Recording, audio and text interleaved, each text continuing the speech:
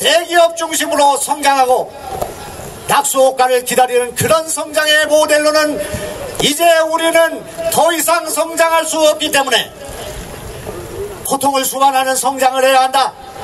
국민 여러분, 허리띠를 졸라매야 한다.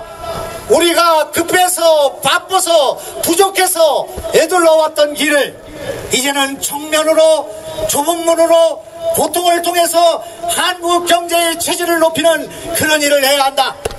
따라서 이 성장을 위해서는 성장을 벌여야 하는 성장의 역사를 국민 여러분께 호소하고, 그렇게 해서 우리가 이 나라의 그동안 대기업 중심을 대기업과 중소기업 중심으로, 그리고 제조업과 융합기술을 중심으로 했던 것을 기초과학과 원천기술 중심으로 하이텍 강국에서 소프트웨어가 몰락한 그런 조건 속에서 소프트웨어 산업을 강화하는 방향으로, 제조업 강국이나 부품 소재가 없는 이 나라를 부품 소재를 강화하는 방향으로, 메모리 반도체의 이 나라를 비메모리 반도체를 보완하는 방향으로 우리의 교육을 바꾸고, 서울대학을 가서 기가 죽고 서울대학을 못 가서 기가 죽는 우리 젊은이들에게 용기를 주는 교육으로, 창의적 지식교육으로 200년 전에 만들어진 교실과 흑판을 버리고 이제는 인터넷으로 이러닝으로 교육받고 학교에 가서는 선생님과 토론하는 이런 나라를 만드는 일을 저는 시작하고자 합니다.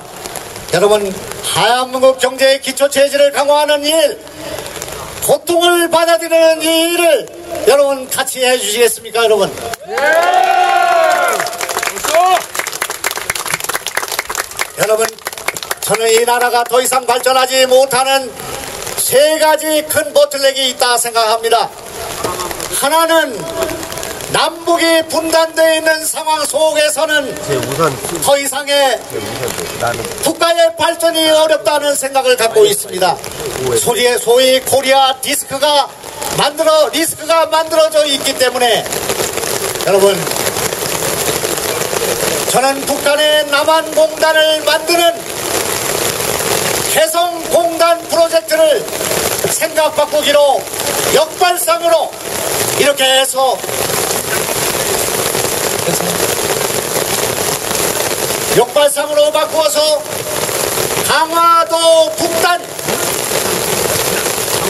파주공단, 인천 남동, 김포공단, 그리고 인치와 만월, 철원의 평화공단을 만들고 북쪽의 노동자가 남쪽에 노동하고 올라감으로써 남쪽에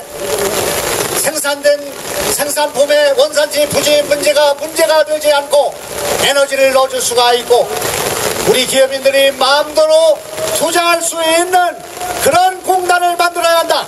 이 공단을 만들 때 우리는 휴전선 일대에 포신과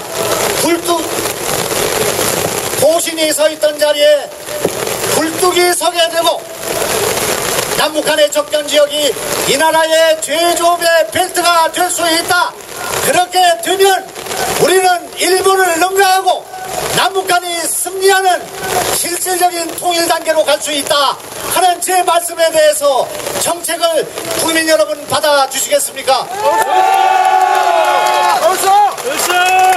이 나라의 예산 가운데 17%가 넘는 예산을 국방비에 때려 박는 오늘의 현실 속에서는 복지도 어렵고 성장도 어려운 이러한 현실이기 때문에 저는 이것을 역발상해서 이제 이 나라의 이공계 깊이가 문제가 되고 있는 오늘의 현실 속에서 이 나라의 이공계 출신에게 병역 등재를 과감하게 확대하고 그렇게 해서 우리가 이 나라의 구인난에 시달리고 있는 중소기업에게 10명에서 20명 되는 병역 등재를 주는 이렇게 해서 중소기업의 손동을 쥐는 일을 하자.